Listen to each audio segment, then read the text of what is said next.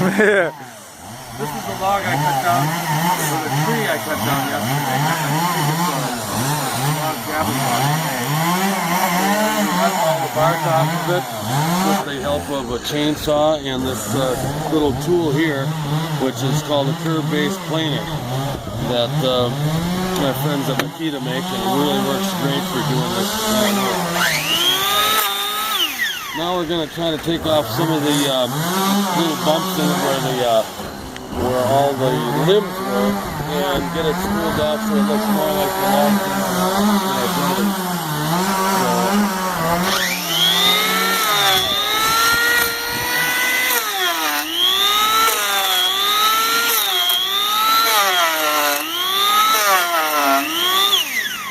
Really helped changing blades yesterday, I think. Yeah, absolutely. Okay.